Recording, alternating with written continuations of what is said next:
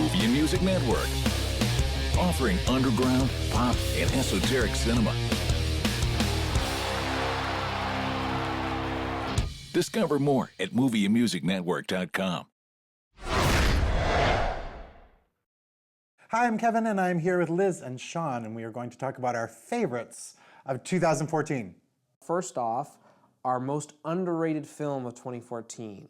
I loved Tusk, directed by Kevin Smith, and I think it's this movie that people just make fun of this year, and they don't care, and they don't appreciate it. But when you see Tusk, you're like in this great experience of feeling like disgust, amusement. It's one of the funniest movies I've seen in like 10 years. And it's that extreme mixture of emotions plus the like sheer uniqueness of this movie that makes me adore it. I love Tusk, and I'm constantly surprised that people don't care about it or think it's just a complete joke. It's wonderful. I think people maybe thought it was supposed to be a horror film. It's not, and it's a they were comedy. let down by It's a the fact that hilarious it comedy. wasn't scary and was weird and went in strange directions, but I just sat there going, this is obviously meant to be a joke. And I mean, they have, at the end of the credits, they have Kevin Smith doing the podcast where he's talking to his pal, and they're laughing about this concept of the idea. And so I think that the execution of that from the idea of what it came from as a podcast actually worked. Sean, what's your most underrated pick? Magic in the Moonlight. Oh. People seem to think Woody Allen sort of has on years and then off years and on years and off years. So Blue Jasmine, Cate Blanchett wins an Academy Award. Now he comes out with Magic in the Moonlight. And I know some people that I highly respect that hated Magic in the Moonlight. And Shocking. I don't exactly know what there is to hate about this movie. Maybe it's the, May-December romance thing between Colin Firth and Emma Stone. People just were uncomfortable with the fact that there was such a gigantic age difference between the two, and maybe they thought it was reflecting too much on a certain director's personal life. I was pretty charmed by this movie. I thought it was a great little tale. It sort of had a lot of Woody Allen's kind of personal touches and his personal thoughts, I think, about the universe that were slightly different from things that we've seen before, that were less cynical, that were less nihilistic. And I thought it was just a fun little nice movie to watch, and I don't think we get a lot of fun little nice movies to watch. It brought back some of the themes that he was exploring in the 70s, right? This idea of magic and the lighter fare that he had back then. I really enjoyed it as well, and I wasn't at all bothered by the age difference, which I think is what people really glom onto. Well, I saw a lot of movies, and my most underrated, and I know I'll get a lot of flack for it, and I don't care, is Winter's Tale. I didn't see it. See? And you didn't either, did you? I didn't see it, no. So, well, I guess we all have to have a movie day. I feel like this is a misunderstood movie, and I feel like people just put it on their worst of list because it's like the thing to hate this year because there is a flying horse. But it's an adult fairy tale. It's not supposed to be real. The chemistry between Colin Farrell and Jessica Brown Findlay is beautiful.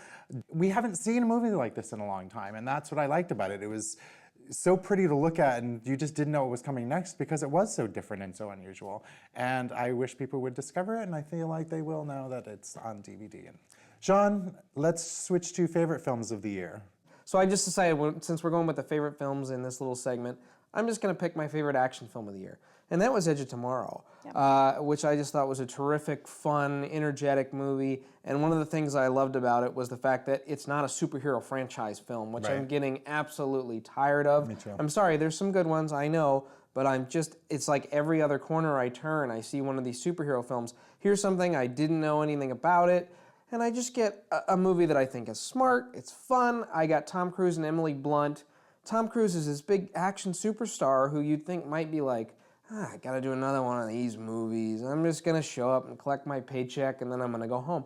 Tom Cruise is fully invested in this movie. Emily Blunt is an action hero and she looks great doing it. And I thought it was a terrific time at the movies. I agree. I've actually seen this movie 3 times because I just love it so much. I keep on showing it to people because nobody would go see it. It's got a terrible title. It's got the terrible title.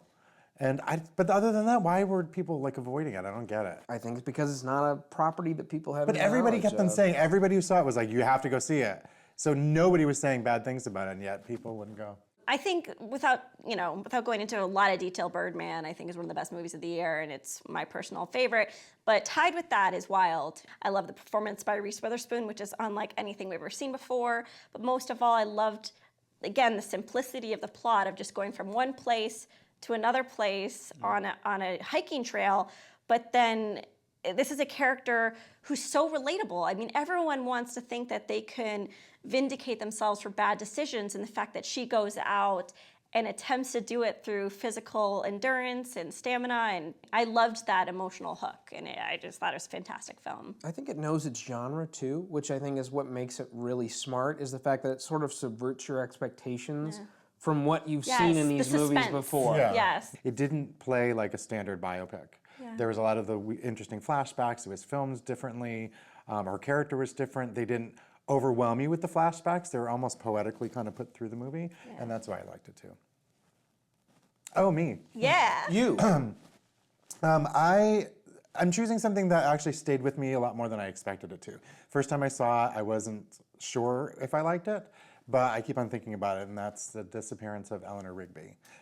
The them. I have not seen it. Yeah, you this have is to. killing me. Jessica Chastain is the hero amongst women. So there's, two versions of the movie, which is the them version, which is both sides of the story told, and then there's the him and her version, which I also saw like a week later, and it's like 3 hours and 15 minutes long. But I was still entranced by it, and it's because of Jessica Chastain, of course, because she's fantastic. James McAvoy is fantastic in it as well. It was the way it was shot. It was how Ned Benson, the director, just really focused on the characters, and he took time with people.